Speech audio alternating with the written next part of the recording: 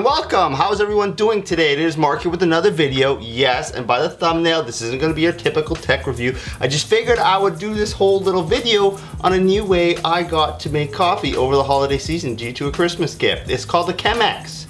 Yes, we are going to be taking a look at how I make a Chemex coffee. Is it fancy? Absolutely. Is it unnecessarily? Definitely not.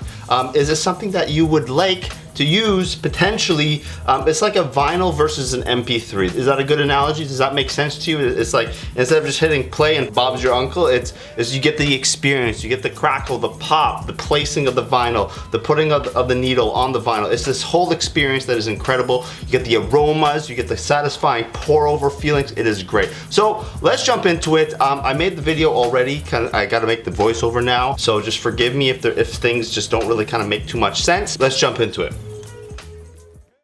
Okay, so the first thing you are going to need is the Chemex itself. This is the one I got. It's pretty big. I like coffee, so the more the merrier. This is what it looks like. It's essentially a fancy vase with a handle that allows a filter to sit there for you to pour in. This is the top, yes. Interesting shot. Do you see how cinematic that is? Yes. And now the second thing you're gonna need is a filter. This is a Chemex filter. Please note the way you actually unfold it. One side is gonna have 3 layers and one is just gonna have the one. Or, you know, you could be like me the first time and completely unfold it and not understand what you did wrong. Anyways, but there you go. So you're gonna have 3 and 1. And the reason for this, I didn't know this, so I watched a YouTube video. Yes, you're gonna have 3 on one side, 1 on the other, is because of the structural integrity of the filter. There's a little spout there, just so the coffee doesn't break through when you're pouring it over. Yes, that is a real thing. Next thing you're gonna need is a pour over kettle. This is it, hence the nozzle. This is very important, very, very important. Okay, everything's in, filter's in. Now guess what I'm doing? I am cleaning the filter. You're pouring over a very little amount. Look how little that is. Just to get that paper flavor out. Yes, this is what it looks like, clean filter. Now, okay, now you have that water, you gotta get rid of the water. Now the water is gone. Wow. Now coffee. I personally like to use 5 scoops of, or 5 tablespoons. In a second, well, that's what it looks like. That is how much I mean by tablespoon. You're gonna have 5 in there, that's what it's gonna look like. You're gonna have the wet filter, you're gonna have the dry coffee, Bob's your uncle. Now you pour over. Now this is called a bloom. Yes, you're gonna let the coffee bloom. You're gonna pour a somewhat minimal amount of water into that, just to kind of let the water soak into the coffee, allow the coffee to start kind of getting bloomed. You're gonna wait 30 seconds, and for that, I'm going to thank my sponsor for this video.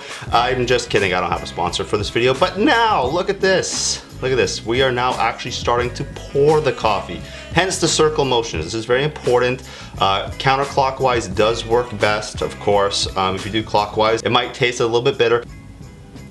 And then you pause in the middle when you're actually filling it up. That is a nectar of the gods. It is pouring through the filter into the Chemex, and wow. Okay, so now you're gonna fill it up again. Look at that. Clean the edges just because OCD. Fill it up some more. There you go. Look at that. Oh, look how satisfying that is. Yep, that is nectar being made. Wow, there you go. Now you're done. You just gotta get rid of that filter. Get rid of it, let it drip. Don't make a mess. Oh, didn't make a mess. Look at that, professional. Bam! Look at that Chemex full of coffee. Wow. Look at that. Look at this. Look at this. Look at this. Oh my goodness. Oh my God.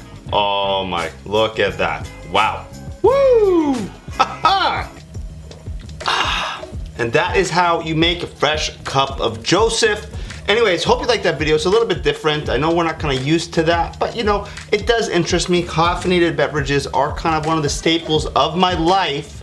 So I figured I'd make a video on a new way that I get to do on a somewhat regular basis now that I actually have a Chemex, and I feel like, yeah, there we go. That's a little bit better. But yeah. Hope you liked the video. Let me know what you guys thought down in the comment section below. If you did like that video, please hit that like, share, and subscribe button down below. For additional brownie points, please follow my social media. Links can be found down in the description. I'm very active on Instagram, and now in 2020, Twitter. That is my thing now. Twitter is going to be a thing I do on the regular basis. All the best to you and yours in this holiday season, and all the best in the new year. Hope to see you soon. See you on the next one.